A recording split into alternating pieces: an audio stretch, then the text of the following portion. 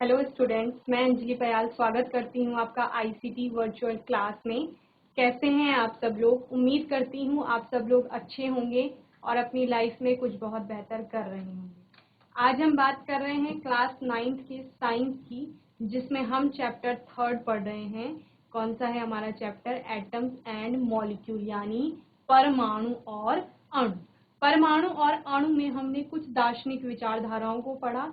इससे पहले के चैप्टर में आपने मैटर यानी पदार्थ के बारे में पढ़ा कि पदार्थ क्या होता है। ठीक है, पदार्थ को आप अलग अलग रूपों में देखते हैं और उसके बाद बात आती है कि पदार्थ का कोई तो छोटा कण होगा ऐसा जो सबसे छोटा होगा, जिससे मिलकर के पदार्थ बना हुआ होगा। ठीक है, तो उसी को क्या नाम दिया गया? एटम नाम दिया गया, यानी परमाणु नाम दिया गया। आज हम इस चैप्टर में कुछ और चीजों को पढ़ेंगे। एक बार क्विक रिवीजन कर लेते हैं चैप्टर का, जितना अभी तक हमने पढ़ा है। आइए,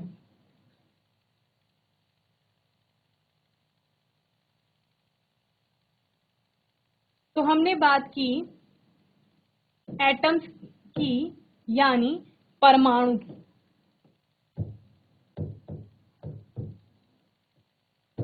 ठीक है, हमने क्या कहा इससे पहले कि भारतीय दार्शनिक थे महर्षि कणाद। कणाद ने क्या कहा? उनकी एक दार्शनिक अवधारणा थी जिसके आधार पर उन्होंने बोला कि पदार्थ है, यानी जैसे ये पेन है, ये पेन किसी चीज से मिलकर के बना हुआ है, तो ये क्या हो गया? पदार्थ हो गया। ठीक है, अभी ये पेन, कुछ तो इसमें छोटे छोटे कण होंगे जिससे मिलकर के बना होगा, तो उन्होंने ऐसा कुछ सोचा कि जो पदार्थ है वो छोटे छोटे कणों से मिलकर बना होगा। वो छोटे कण ऐसे होंगे कि जिनको हम फर्दर डिवाइड नहीं कर पाएंगे या अविभाज्य कण होंगे। ठीक है, तो महर्षि कणाद क्या थे आपके?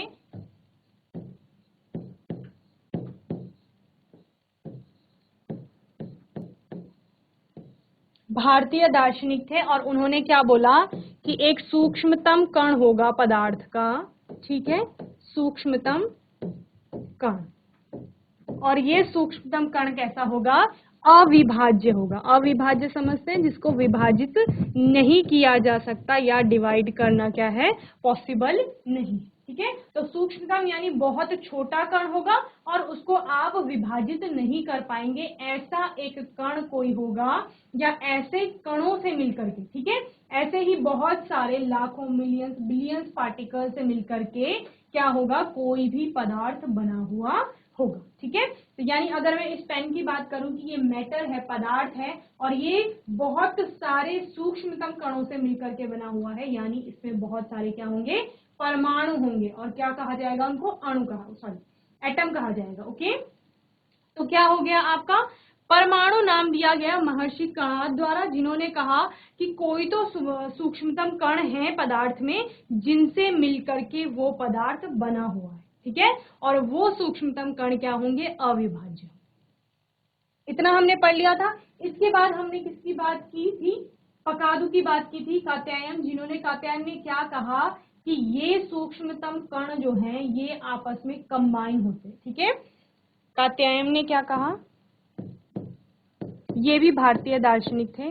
कात्यायन ने कहा कि ये सूक्ष्मतम कण आपस में क्या होंगे? संयोजित होंगे, जुड़ेंगे आपस में,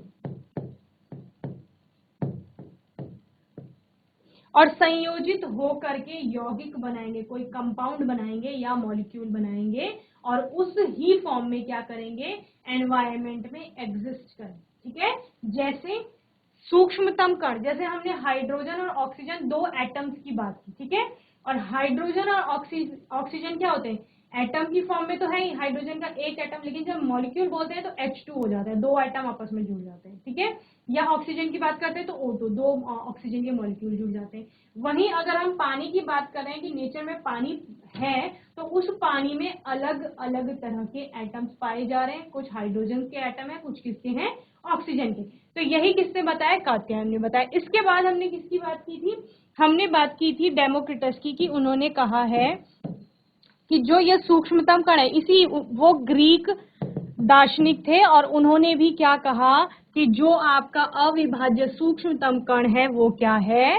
आपका एटम है, यानी परमाणु। ठीक है, तो परमाणु आपका क्या हो गया? पूरी दार्शनिक अवधारणा के आधार पर परमाणु आपका एक अविभाज्य कण है और दूसरा क्या है? सूक्ष्मतम कण। ठीक है, तो किसी भी पदार्थ का वह सूक्ष्मतम कण जिसको विभाजित नहीं किया जा सकता वो क्या है, आपका परमाणु है, यानी एटम है। ओके, इतना हमने पढ़ लिया था। इसके बाद हम बात आई थी किसकी, कि कुछ संयोजन, अब हम क्या कह रहे हैं कि एटम आपस में क्या होंगे, संयोजित होंगे, ठीक है। और संयोजन उनका किस प्रकार होगा, रासायनिक संयोजन उनमें कैसे होगा, कैसे बॉन्ड बनेंगे, आपस में आबंध बनेंगे, वो सब हम देखेंगे, और साथ साथ किन किन नियमों पर वो निर्भर करेंगे वो। तो इस आधार पर आपके एंटोनी ए लेवोजियर या लेवाशिया, आप उनका नाम कहीं कहीं पर पढ़ेंगे, उन्होंने और J.L. प्राउस्टले, जोसेफ एल प्राउस्ट ने, इन दोनों ने मिलकर के रासायनिक संयोजन के नियम बताए, ठीक है। इन्होंने रासायनिक संयोजन के दो नियम दिए। पहला आपका था द्रव्यमान संरक्षण का नियम, जिसे आप कहते हैं law of conservation of mass, और दूसरा था आपका स्थिर अनुपात का नियम, law of definite proportion. Okay, तो दो नियम कहां से निकले आपके, उसी जो एटम की बात हो रही थी, मॉलिक्यूल्स की बात हो रही थी, वहीं से आपके ये नियम भी निकल कर आए। और इन्होंने, इन नियमों को किसने प्रतिपादित किया या किसने बनाया, किसने दिया, J.L. प्राउस्ट ने और लेवाशिये ने या एंटोनी एल लेवोजियर ने। ओके, इतना हमने पहले कल की आपकी जो लास्ट सेशन था उसमें भी पढ़ा था, ठीक है। अभी हम आगे पढ़ेंगे कि एटम्स क्या होते हैं। इससे पहले हम बात करते हैं कि 18वीं सदी में जब एलिमेंट और किसकी बात हो रही थी, कंपाउंड की बात हो रही थी, तो वो एलिमेंट क्या है आपका, ठीक है, एलिमेंट यानी तत्व, ठीक है। तो एक ऐसी प्योर फॉर्म आती है किसी भी चीज की, जो प्योर स्टेट में रहते हैं, उन सबको क्या कहा गया, एलिमेंट कहा गया, या फिर क्या कहा गया, तत्व कहा गया। तो एलिमेंट में आप क्या क्या देखते हैं, जैसे आपका हाइड्रोजन हो गया, ऑक्सीजन हो गया, कार्बन हो गया, नाइट्रोजन हो गया, सोडियम हो गया, आपका पोटेशियम हो गया, ये सारे किस में आते हैं, एलिमेंट्स में आते हैं या तत्वों में आएंगे। ओके, तो एलिमेंट क्या हो गया, कोई भी चीज जब आपकी फ्री स्टेट में है, ठीक है, उसी को क्या कहा जा रहा है, या प्योर फॉर्म में। एलिमेंट क्या होता है, प्योर फॉर्म होता है। जब हाइड्रोजन की बात करेंगे तो हाइड्रोजन में सारे एटम सिर्फ किसके होंगे, हाइड्रोजन के ही होंगे। वैसे ही जब ऑक्सीजन की बात करेंगे तो ऑक्सीजन में सारे एटम्स किसके होंगे, ऑक्सीजन के ही होंगे। तो यानी सेम टाइप ऑफ एटम से, ठीक है, सेम टाइप ऑफ एटम से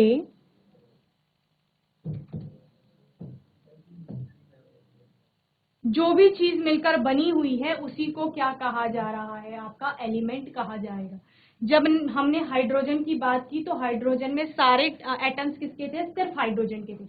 जब हम ऑक्सीजन की बात कर रहे हैं तो सारे एटम्स किसके हैं, ऑक्सीजन के, ठीक है। वहीं दूसरी चीज आती है कंपाउंड यानी यौगिक।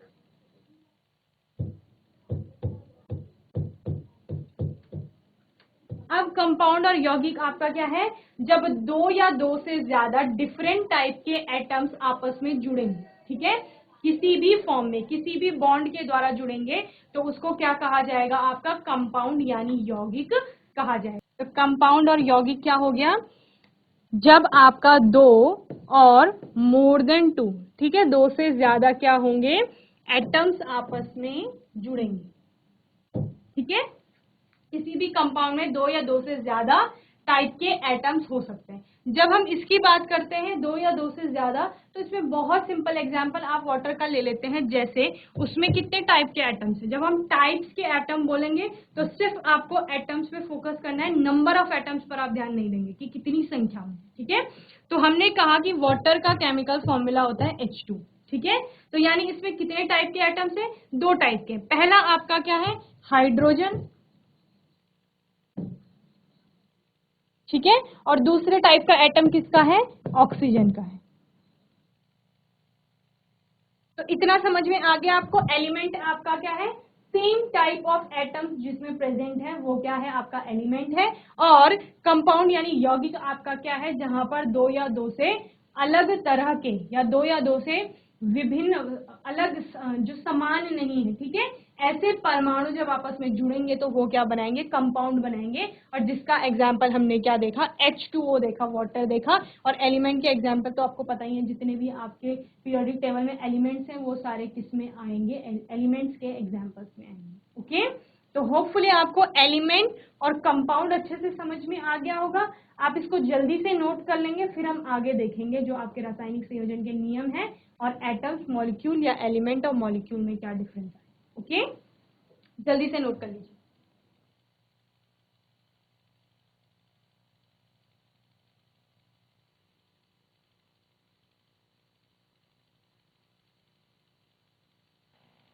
तो बच्चों होपफुली आपको एलिमेंट और कंपाउंड समझ में आ गया होगा। ठीक है, एलिमेंट क्या है आपका, जब सेम टाइप ऑफ एक जैसे परमाणु आप पर जहां पर भी आपको दिखेंगे वो क्या है, एलिमेंट के होंगे। और कंपाउंड क्या है, जहां पर अलग अलग, या आप ये भी बोल सकते हो कि जब अलग अलग एलिमेंट्स आपस में जुड़ते हैं या अलग अलग एलिमेंट्स के एटम्स आपस में जुड़ते हैं, परमाणु आपस में जुड़ते हैं, तो वो क्या बनाते हैं, कंपाउंड्स बनाते हैं। ओके,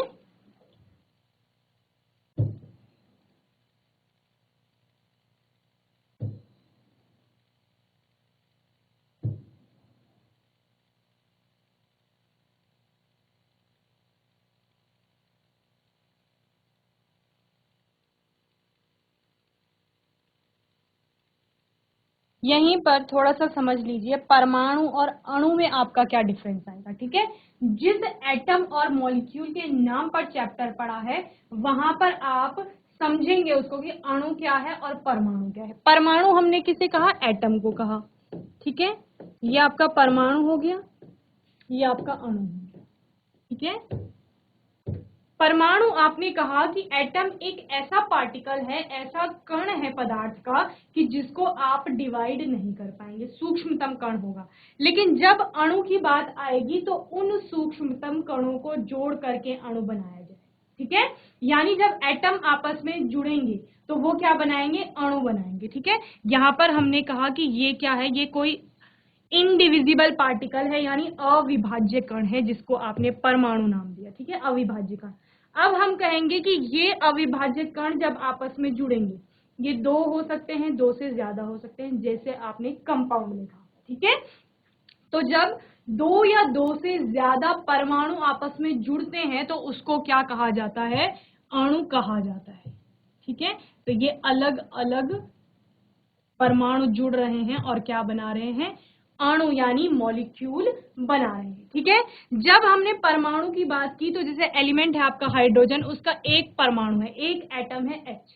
ठीक है, ये एक परमाणु है, लेकिन आपको वैलेंसी पूरी करनी होती है, संयोजकता आप पढ़ते हैं कि आपको संयोजकता पूरी करनी पड़ती है। वो किसके आधार पर देखते हैं आप, एटॉमिक नंबर के आधार पर। ठीक है, जो उनका परमाणु क्रमांक होता है उसके आधार पर आप क्या निकालते हैं, संयोजकता निकालते हैं। और संयोजकता के आधार पर आप क्या करेंगे, कंबाइन करेंगे। तो हाइड्रोजन का परमाणु क्रमांक 1 लिया जाता है और आप पढ़ते हैं संयोजकता के का जो नियम होता है उसके आधार पर जब आप इलेक्ट्रॉन को ऑर्बिट्स में रखते हैं, कक्षाओं में रखते हैं, तो आप क्या देखते हैं कि सबसे पहली कक्षा में आपके 2 इलेक्ट्रॉन्स रह सकते हैं। उसके बाद क्या होता है, 2n² करके आपके इलेक्ट्रॉन्स बढ़ते जाते हैं। ठीक है, K, L, M, N, O ऐसी ऑर्बिट्स या कक्षाएं आती जाती है। ठीक है, लेकिन यहाँ पर हाइड्रोजन के पास एक ही इलेक्ट्रॉन है, उसको अपनी संयोजकता को पूरा करने के लिए एक और इलेक्ट्रॉन चाहिए, 2 इलेक्ट्रॉन कम से कम होने चाहिए। ठीक है, तो यहाँ पर उसको एक और इलेक्ट्रॉन चाहिए, तो वो एक और एटम से जुड़ेगा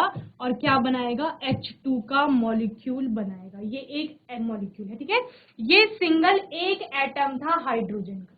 ठीक है, ये एटम की बात हो रही है। जब 2 H के एटम आपस में जुड़े, ठीक है, ये 2 H एटम आपस में जुड़े तो इन्होंने क्या बनाया, अणु बनाया, यानी मॉलिक्यूल बनाया। ठीक है, ऐसा ही किसके केस में होता है, ऑक्सीजन। ये ऑक्सीजन का एक एटम है और जब ऑक्सीजन के 2 एटम आपस में जुड़ जाएंगे, ठीक है, ये ऑक्सीजन का एक एटम है, ये ऑक्सीजन का दूसरा एटम है, तो ये क्या बनाएंगे, O2 बनाएंगे और ये क्या कहा जाएगा, O2 का मॉलिक्यूल इसे कहा जाएगा। ओके, तो आपका परमाणु क्या हो गया, जो पदार्थ का सूक्ष्मतम और अविभाज्य कण था वो क्या है, परमाणु है, जिसको हम कह रहे हैं कि फर्दर डिवीजन में जो नहीं जा रहा है, जिसको डिवाइड नहीं कर पा रहे हैं, वो क्या है, परमाणु है। लेकिन जब इस तरह से दो या दो से ज्यादा परमाणु आपस में जुड़ते हैं तो वो क्या बनाते हैं, अणु बनाते हैं। तो यानी अणु साइज में अब थोड़ा क्या हो जाएगा, बड़ा हो जाएगा। ठीक है, उसको आप डिवाइड कर सकते हो, H2 है आपके पास, तो इसको आप डिवाइड कर सकते हो ना दो अलग अलग हाइड्रोजन एटम्स में।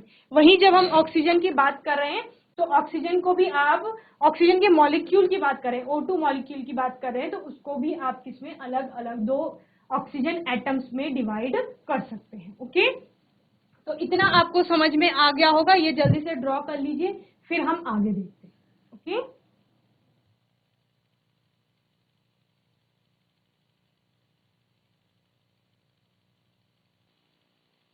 तो परमाणु और अणु आपको समझ में आ गया होगा। किसी बच्चे का कोई क्वेश्चन है, डाउट है तो आप पूछ सकते हैं। इसके बाद हम बात करेंगे रासायनिक संयोजन के नियमों की, जो कि हमने कहा कि किसके द्वारा दिए गए हैं, एंटोनी एल लेवोजियर और जे.एल. प्राउस्ट ने नियम दिया, रासायनिक संयोजन के नियम बताए कि किस तरह से आपके जो हम एटम्स की बात कर रहे हैं, परमाणु की बात कर रहे हैं, वो आपस में संयोजित होंगे और कौन कौन से नियमों का वो पालन करेंगे, वही नियम उन्होंने दिए। उन नियमों को हम एक एक करके पढ़े। वो दो नियम कौन से थे जो मैंने आपको पहले बताए, द्रव्यमान संरक्षण का नियम और दूसरा आपका क्या था, स्थिर अनुपात का नियम। ओके, पहला आता है आपका द्रव्यमान संरक्षण का नियम। किसी अभिक्रिया में अभिकारकों का कुल द्रव्यमान एवं उत्पादों का कुल द्रव्यमान बराबर रहता है, अर्थात द्रव्यमान में न तो वृद्धि होती है और न ही कमी होती है। यह द्रव्यमान संरक्षण का नियम कहलाता है।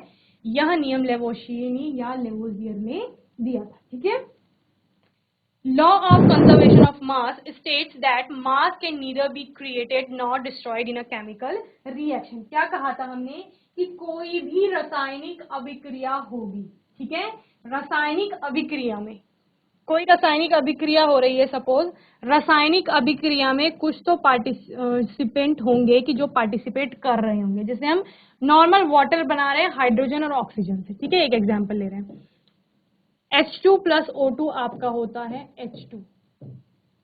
ठीक है, यानी हाइड्रोजन और ऑक्सीजन आपस में कंबाइन हो रही हैं, संयोजित हो रही हैं, और हाइड्रोजन ऑक्सीजन आपस में कंबाइन होकर के क्या बना रही है, आपका वाटर यानी जल बना रही। ठीक है, ये हमने कहा। तो आपके कुछ तो दो चीजें अलग अलग थी पहले, या दो तरह के क्या थे, एटम्स थे, एलिमेंट्स थे आपके, जो क्या हो रहे थे, कंबाइन हो रहे थे या अभिक्रिया से। यहां पर हम क्या बोलते हैं कि अभिक्रिया हो रही। ठीक है,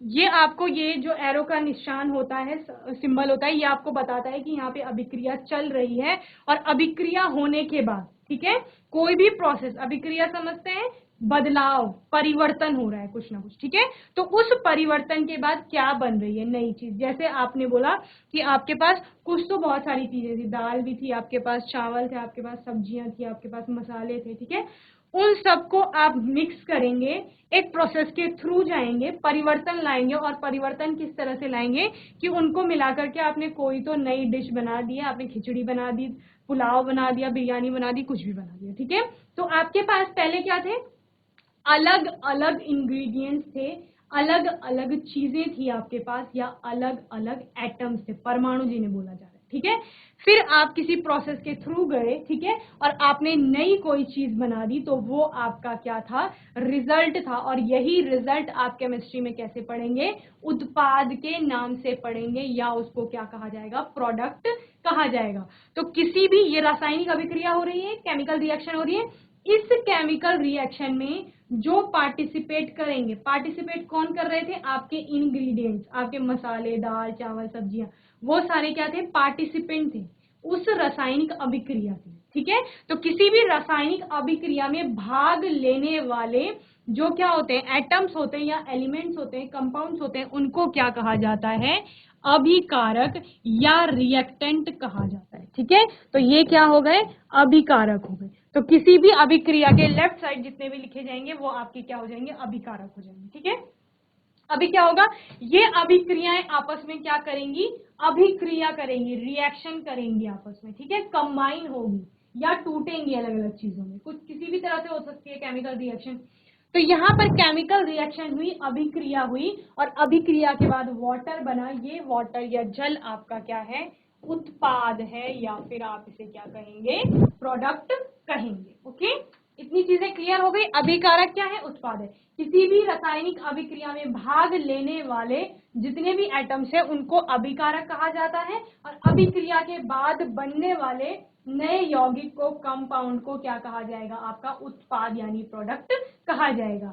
अब द्रव्यमान संरक्षण का नियम क्या कहता है कि कोई केमिकल रिएक्शन हो रही है, उसमें इस अभिकारक का जो द्रव्यमान यानी मास होगा, ठीक है, वजन, भार होगा, वो बराबर हो जाएगा किसके, इस उत्पाद के द्रव्यमान के।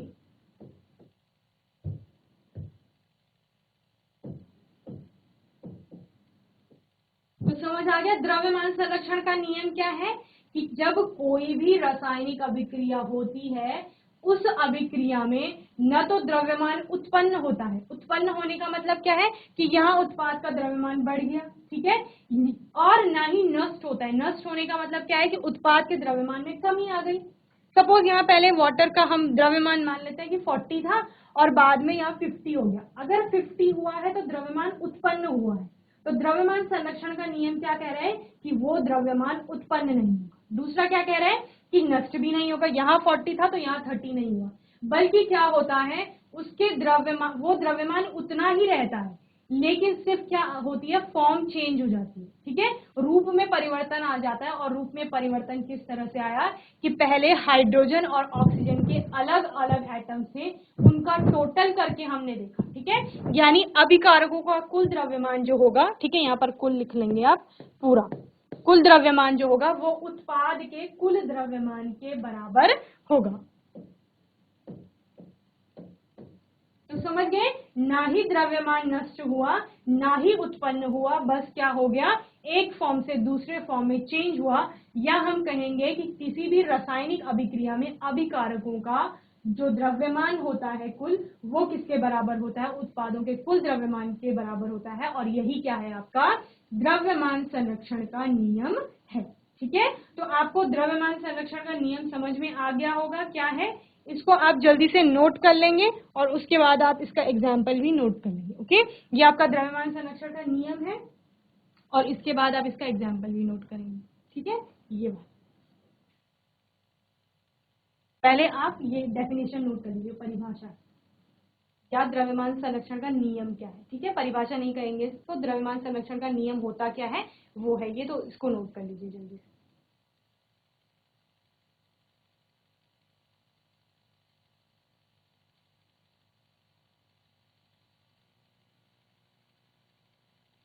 ये भी नोट कर लीजिए इतना।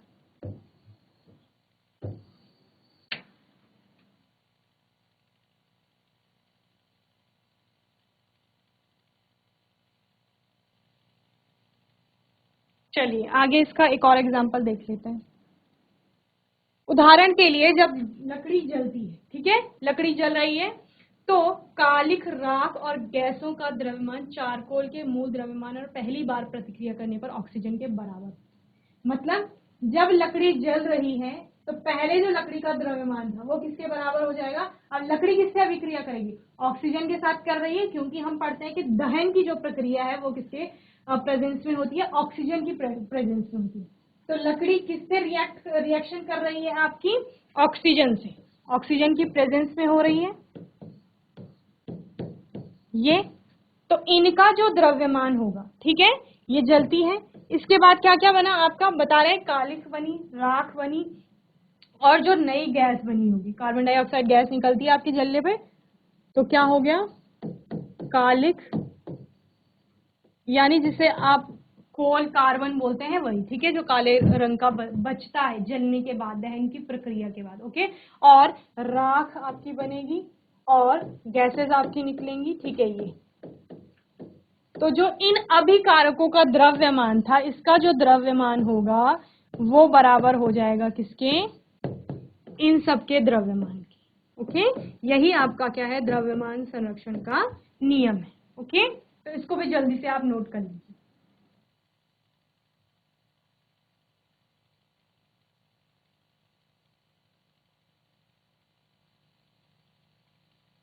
तो बच्चों यहाँ तक आपको द्रव्यमान संरक्षण का नियम समझ में आ गया होगा। एक और एग्जांपल से इसको समझ लीजिए कि आपका मरकरी और ऑक्सीजन आपस में अभिक्रिया क्या करके क्या बना रहा है, मर्क्यूरिक ऑक्साइड बना रहा है। ठीक है, ये अभिक्रिया हो रही है और ये मर्क्यूरिक ऑक्साइड बन रहा है, या आप रिवर्स रिएक्शन के थ्रू चलते हैं और बोलते हैं कि मर्क्यूरिक ऑक्साइड मरकरी और ऑक्सीजन में अलग अलग टूट रहा है। ठीक है, क्या बोला, या तो ये दोनों मिलकर के मर्क्यूरिक ऑक्साइड बना रहे हैं, या फिर मर्क्यूरिक ऑक्साइड आपका टूट रहा है किसमें, मरकरी में और ऑक्सीजन में। ओके, तो ये एक केमिकल रिएक्शन हो रही है जहां पर के मर्क्यूरिक ऑक्साइड आपका क्या है, अभिकारक। ठीक है, ये अभिक्रिया से पहले जो था आपके पास। ठीक है, पार्टिसिपेंट जिसे आप बोल रहे हो, जो अभिक्रिया में भाग ले रहा है। तो मर्क्यूरिक ऑक्साइड अभिक्रिया में भाग ले रहा है और कितने ग्राम था, 100 ग्राम था, 100 ग्राम मर्क्यूरिक ऑक्साइड था। रिएक्शन हुई और रिएक्शन के बाद आपके पास दो उत्पाद आते हैं, एक आता है मर्क्यूरी, ठीक है, और दूसरा उत्पाद आता है आपका ऑक्सीजन। ये दो उत्पाद आपको मिले। ठीक है, अब द्रव्यमान संरक्षण का नियम क्या कहता है कि जो ये 100 ग्राम था अभिकारक, ठीक है, अभिकारक का जो द्रव्यमान था 100 ग्राम का, वो उत्पाद के कुल द्रव्यमान के बराबर होगा। यही है द्रव्यमान संरक्षण का नियम। तो क्या बता रहे हैं कि मरकरी जो था वो आपको मिला 93 ग्राम और ऑक्सीजन कितनी मिली, 7 ग्राम। तो इनका टोटल कर देंगे तो कितना हो जाएगा, 100 ग्राम। ठीक है, तो ये हो गया टोटल 100। पहले भी आपके पास अभिकारकों का द्रव्यमान कितना था, 100 ग्राम था, और बाद में भी अभिकारकों का द्रव्यमान कितना रह गया आपके पास, सॉरी उत्पादों का द्रव्यमान कितना रह गया, 100 ग्राम। तो द्रव्यमान क्या हुआ, उसका रूप परिवर्तन हुआ। पहले मर्क्यूरिक ऑक्साइड का 100 ग्राम था, बाद में वो टूट गया, मर्क्यूरी का 93 ग्राम रह गया और 7 ग्राम रह गया किसका, आपके ऑक्सीजन। ओके, तो यहां तक आपको द्रव्यमान संरक्षण का नियम अच्छे से समझ में आ गया होगा। अब आपका नेक्स्ट जो लॉ आएगा, स्थिर अनुपात का नियम, उसको नेक्स्ट सेशन में हम पढ़ेंगे। ठीक है, तब तक के लिए अगर आपका कोई भी क्वेश्चन है, आपका डाउट है, तो वो आप पूछ सकते हैं। ठीक है, होपफुली ये सेशन आपको अच्छे से समझ में आया होगा। आपको घर पे जाके रिवाइज करना है, अच्छे से इन नियमों को पढ़ना है। तब तक के लिए ICT वर्चुअल क्लास से जुड़ने के लिए धन्यवाद।